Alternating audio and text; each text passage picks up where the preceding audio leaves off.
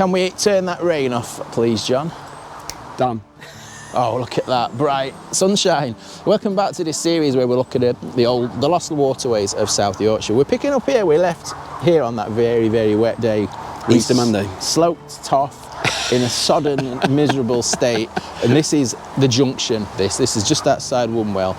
And this was lock number 10, I think it was, just right here, where the main line of the Dearne and Dove Canal joined with the branch line to Elsecar, and that's what we're going to be looking at today. We're looking at the Elsecar Branch. This is one of two branch lines off this main canal, isn't it? We've got this one and Worsborough, which we've come across before, haven't we? And we'll do that later. Yeah, that's in the future. Another episode. day. Just a reminder, this part of the canal, this opened in 1798. It was built to serve the Earl Fitzwilliam's collieries and ironworks at Elsecar. We'll see those at the end. So what can we expect today? We've got, I think I've got 2 3/4 mile length of disused canal, some of it in water. Quite a bit in water, so. That's 6 locks. 6 locks. I always like to see locks. Prefer to see them in use, but it's always interesting to see the disused, abandoned ones left behind. By the junction here, look, we've got this bridge. This is Brampton Road Bridge. Now the bridge decking on top that you can see, that's a new bridge, but we do have some remains just down here though. Look. And this is, I understand, this is the remains from the canal towpath. Now we walked through here last time, John, and we were trying to figure this out because it's obviously canal. I mean, look at that. Yeah, you can see the obvious mark there. The levels of it seem really high here compared to what we'll see a little bit in water just when we crown over the hill just there. So we'll just show you the bridge there, look. I said the towpath's on the right-hand side of us now because we're looking the other way. But if I mean, look, it's been tarmacked, it's now a quite well-used path, but if I just bring you here, look, we'll see a little bit of canal in water. That's quite a bit more full than when we were here last, actually, John. Now the levels there, actually they do now. It does appear to be higher, doesn't it, over there?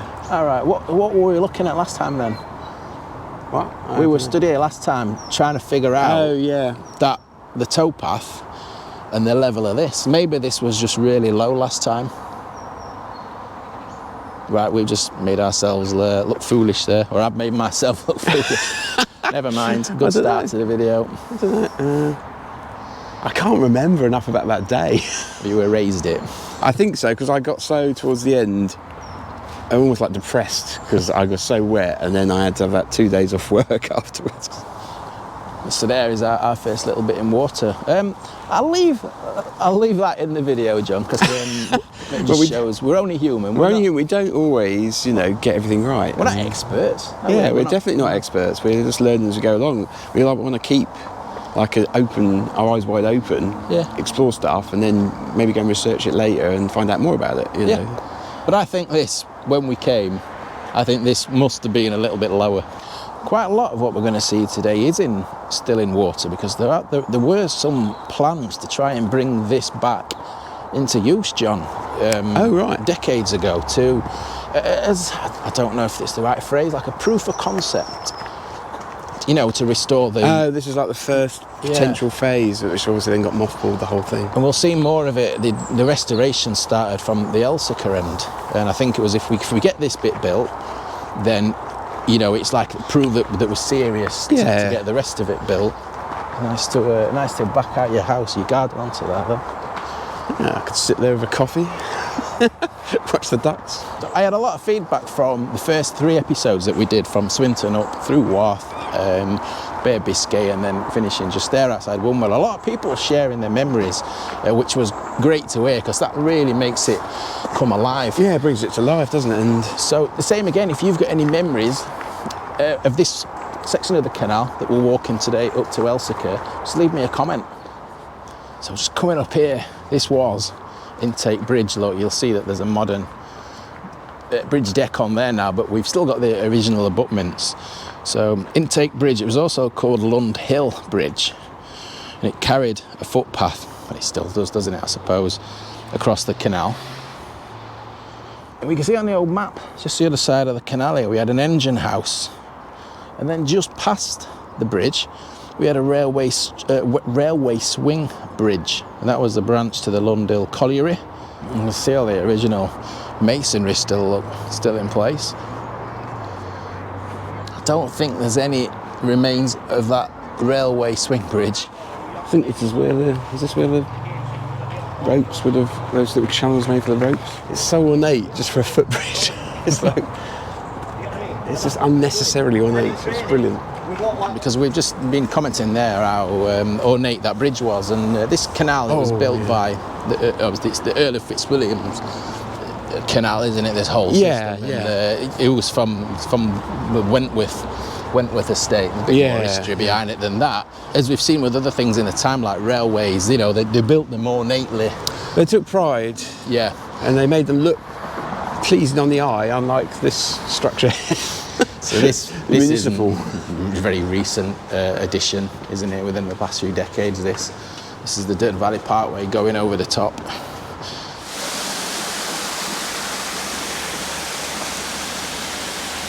What John's holding there now.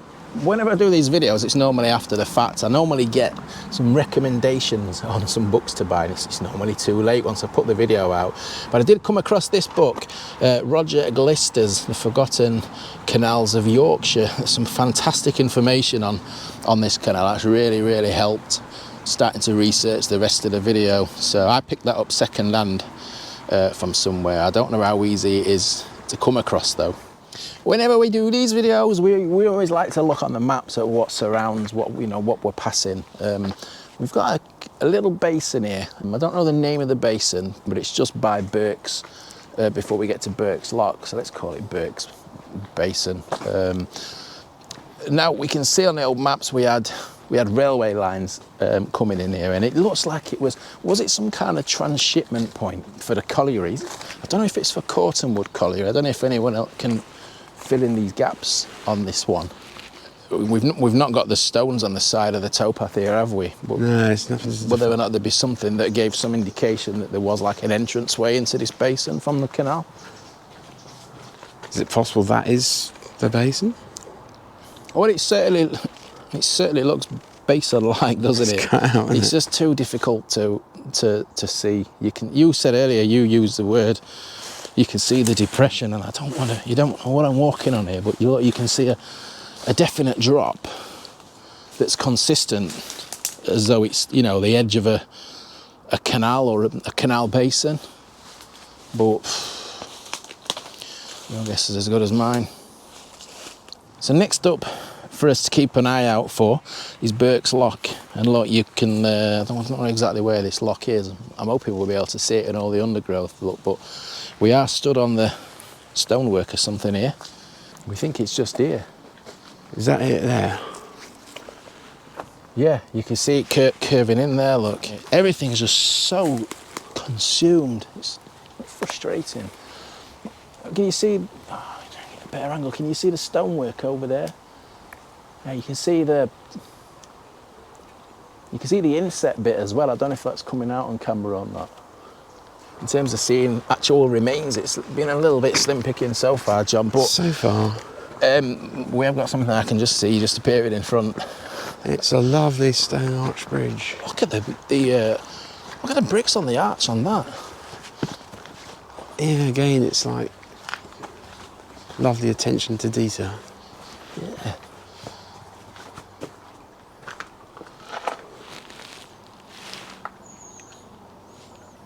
It does make you wonder the amount of trees growing in and around right next to structures like this. How long they're going to remain safe. I'll give the authorities another excuse to pull something down.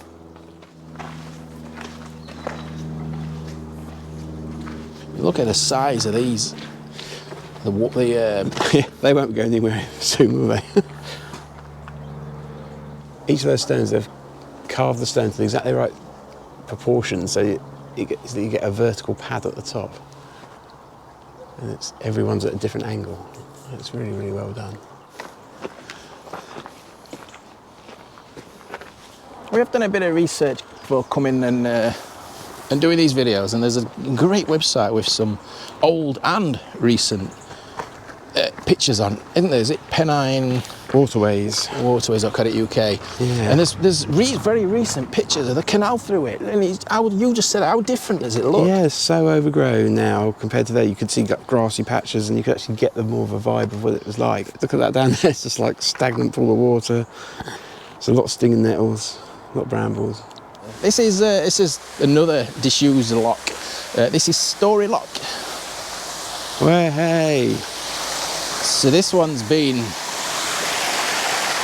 You can see where the chamber is. Look. So we're just stood at the front end lock gates here, and they've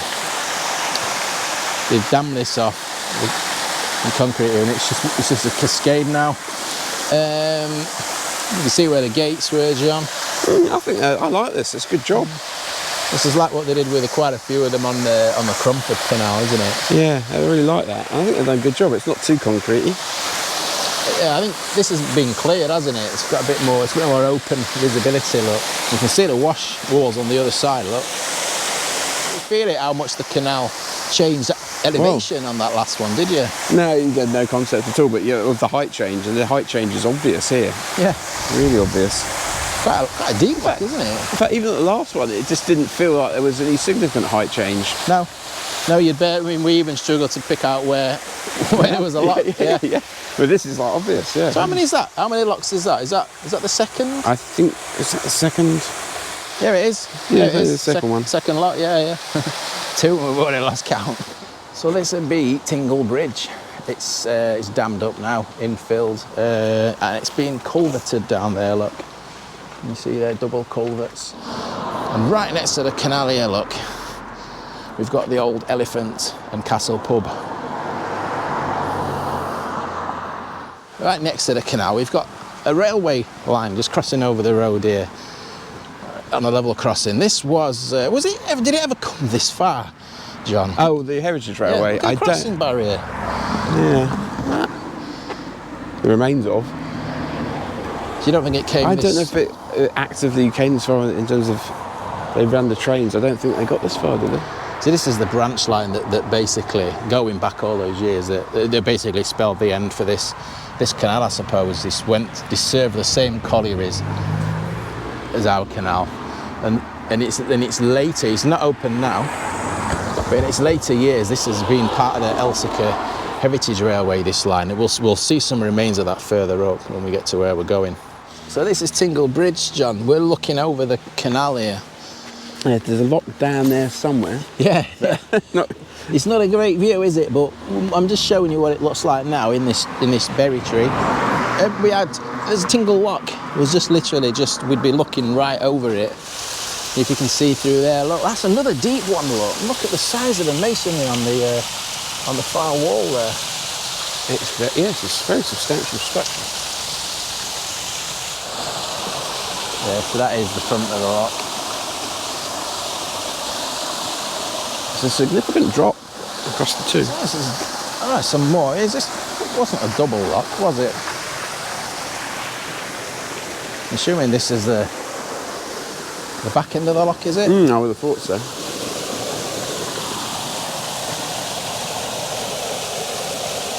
So our next point of feature, probably one of the most historic things that we're going to see on the journey to Elsecar today, is Hemingfield Colliery. This was a later colliery. It arrived quite a bit after the canal arrived. It arrived in 1842. And that colliery, that had a dedicated canal basin, and that allowed for a larger output from that colliery. Now, we're looking for remains of where we get into this basin. It said that there's stonework on the entrance to the basin. So is that the stonework there? Is that a stone entrance? Yeah, it's definitely Stone Age. So is this the basin? You don't want to get down there, do you? That's a few feet of sludge. That's being cleaned off that recently, hasn't it? That's being exposed, look. That's nice. Nice to see some edgings. Yeah, we've actually seen some definition and not totally and utterly overgrown. Apparently, John, the towpath used to cross the entrance by way of a stone arch. So is this the lead up to the stone arch? Was it over here? It all seems so very simple when you read about these things. Oh yeah, it'll be quite obvious when you get here and it's all in 3D. It's trying to pick it out. There is an information board further up here. Ah, now look. Can you see this? This is like what they uncovered at Staveley on the when they were doing the excavation. Yeah. So is that curving round into where we've just seen here? It's got to be here then, hasn't it, John?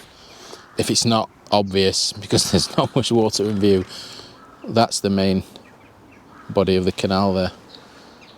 Yeah, we've got that completely wrong. It is hard to try and translate that when you're here, just because of the state of how things are really. But look, it's actually here. It's more obvious actually. Look, this little barrier over there, because we have got the equivalent entrance stone here. Look, just bring you through this fern. Look, can you see? This is the same stone on the other side. Yep, does that make sense now? So, one of the ones there. So this was the entrance into this canal basin, would you believe? And over here, you can see this curves out to the wall, and it is in water. It's just so many reeds, you can't really see it apart from here. That's an imagining of what it looked like. So where was the stones then? That they were kind of ornate. Yeah, well, I think this is like an artist's impression, I think. So that's the wall that we can see. Perhaps over there, yeah. Just there. We've just been stood there, haven't we, looking at all them bulrushes in there, and then you can see the colliery in the background there. That's a much better view, isn't it? Look. Still got the railings up as well, John. Yeah. I love the rounded corners on the edges. Very cool.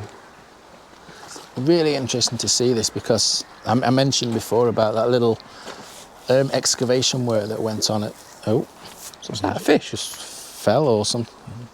Not quite sure what happened then. Yeah, the excavation work down at Staveley that they did at Bedhouse Basin. And it's interesting just to see these like this now, because it's all part... that basin, what they uncovered. So they uncovered it, and it was. You can now get a feel for what it's like, and very similar, in fact, to here. Yeah, right next to the rounded corner stones there. I love the rounding on that corner there. It makes sense to do it like that. So this would be like a bay then, you say? Oh yeah, I mean, I describe it as a parking bay. The colliery is only just there. I can see the railway line. Top of the rails that just go in there. So this colliery was obviously it was served by railway and this is it. Canal. And then obviously that made this redundant. So it was actually this colliery that it stopped producing. It stopped winning in the 1920s, and that led to the closure of the canal. I think 1928 off the top of my head, and then it was fully abandoned in 1961. Silver birch just uprooted that edging stone there, hasn't it? We're just discussing what those two holes there for, because they'd be below the water mark, would they? Would they be like outlets from water from the colliery, maybe? And here's our railway line, look, right on the end of the basin. And then look, just above, just towering over us there, we're going to go around the other side and have a look. But look, that's the headstock, or one of the headstocks of the Hemingfield Colliery. This is the remains just here of that Hemingfield Colliery. We've still got some nice historic headstocks there. It's weird, isn't it? It's like when you think of a colliery, you think of something absolutely massive. Yeah. And this is not that at all. Even the headstocks. I've got this one dates back to 1842. The thing is, look at how the concrete and the headstocks is just completely deteriorating. That building's deteriorating. It's not really much left. But that is a cool house. It is. I thought this was open. I thought this was like a... It was like, yeah, I thought it opened like every, 4 or 5 times a year type thing. Yeah, I've never been past here. But it's nothing like, I imagine it's nothing like... No, I thought it was like an attraction that was open every now and again.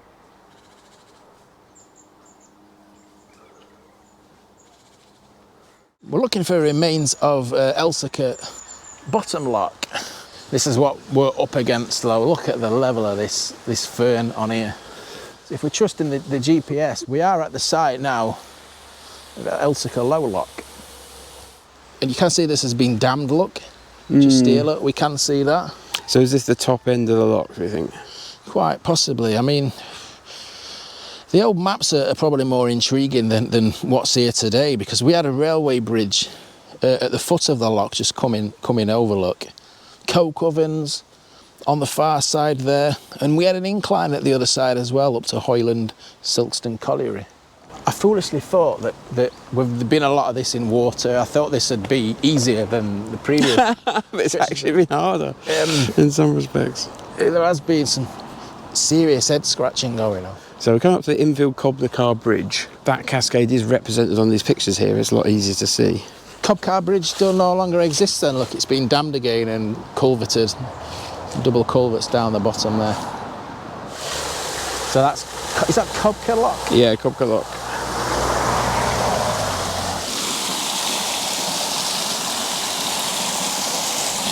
And that's another lovely AI style picture. That's awesome. So yeah, Cobcar Lock and Basin. So is this the lock we've just been stood above looking at? Yeah, I think so, yeah. The information boards keep coming thick and fast here, don't they? It's like two different halves of this branch of a canal. Obviously Elsecar main colliery. So that was here, was it? Okay. Very quickly nearing the end of the journey today down this Elsecar branch. This is Elsecar top lock, look. There's been some lock gates put back in on this one, just at this end of the lock.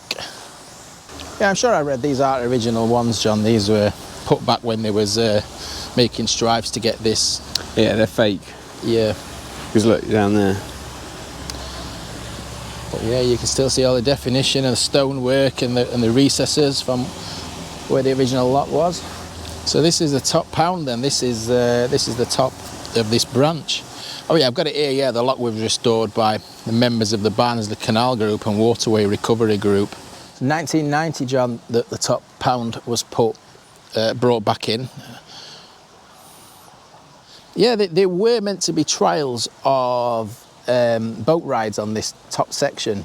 I don't know if the boat rides actually, you know, that was like the initial thing, getting it all up and running. I don't know if they actually happened or if it was just planned. I'm not sure. Know. That's the overflow, isn't it, into the brook? Yeah. I think this would be the lock landing, would it? Is that the range of the footbridge? Yeah, footbridge, one side, and abutment. And I can see that footbridge. I think you can see it on the old maps, can you? Oh, you can. You sure can. And that was a footbridge. That was a footpath that went over to the Simonwood Colliery. I think that was on that side. Yeah. Oh, there is actually a sign hidden in the trees there. I'll read it to you. Site of Simonwood Colliery, sunk 93.5 yards to Barnsley bed seam in 1853, was one of Earl Fitzwilliam Colliery's ceased production in May 1903. So we're just approaching the terminus of the canal now, and it terminates right by the Elsecar Heritage Centre. Now Elsecar, if we just look at the history of Elsecar, you walk around, it's like a bit like a model village. Well, it is a model village, isn't it? And we only have to look at the maps just to see there's a lot going on in Elsecar. We've got tramways and inclines, as well as the canal and the railway. And that canal and railway, obviously, they were built to serve these collieries.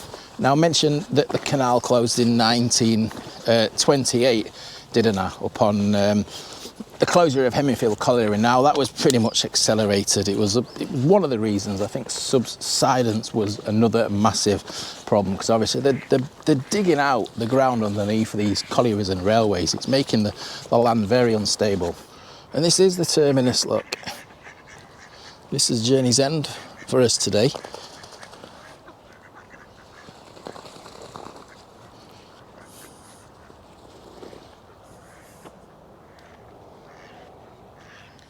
And this last information board is by the canal here, the port of Elsecar. You just said about the size of the boats there, haven't you? Look, are they keels? So this is looking back here. What's the bridge then? Is that the footbridge? We were looking at those. I guess it probably is, because that was near the site of Simonwood Colliery. Yeah. And there's the railway, look, at the side. Yeah. Which is This is it. Yeah, that's this it. is the railway, look. We've been seeing this, haven't we? We've seen glimpses of it as this railway as we've been going along, look. It's awful, that, isn't it? I was riding that probably less than 10 years ago. So we've seen the end of the canal there, haven't we? We've seen the basin where it terminates. But further up here, just the other side, really pretty much straight in front of us, we had the reservoir that fed the Dearne and Dove Canal, Elsecar Reservoir.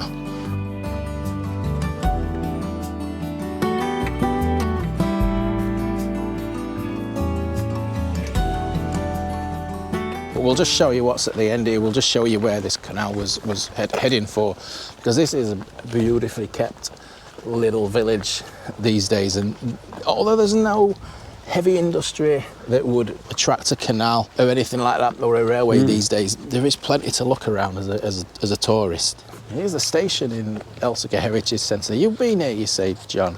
Yeah, we came here about 10 years ago, rode a train on my birthday. It was so much better kept and had lots of rolling stock and engines. But Do you remember that bridge, John? Do you know where that bridge is from? No, I don't. We've actually been to the location where that bridge was from. Remember when we did the Wobbly branch? What was the name of that? We went to a station. Oh, I know what you're talking about. You mean the station that's up on the hill? Yes, by the bridge abutments. Yes. No, it isn't. We'll have to insert that in the video. It was in the Chapeltown line, wasn't it? Yeah. So that's where that came from? Yeah, that's the bridge from there. Yeah, you see it on the photos from that old station. Yeah, so I don't know what the plans are for this. It was handed back to the council in around 2020, was it? In COVID, and then it's just sitting derelict now. I don't even know who owns it or what the plans are, if indeed there are any plans. Thanks for your company. Yeah, no worries. Today, John. Yeah, an interesting one, different. Yeah, a bit different, a little bit maybe disappointing that it's gone to rack and ruin again. Yeah. Despite there was lots of water to see in Water Canal, it didn't have the vibe that we were expecting. We were expecting it to be like really well kept, like sections of Chesterfield Canal or Sheffield. I wasn't. I mean, this is an abandoned canal. Those canals you've mentioned there aren't abandoned Yeah, canals, They're an ongoing concern. So this one, there's volunteers. It's just the best endeavours, isn't it? It's safe to say it's losing the battle at the moment. I think nature is well and truly winning that battle. So thanks to all channel members, anyone who buys me a coffee and supports the channel, sends me a super thanks, hugely appreciated, as I always say. So thanks for watching. We'll see you on the next episode. Ta-ra.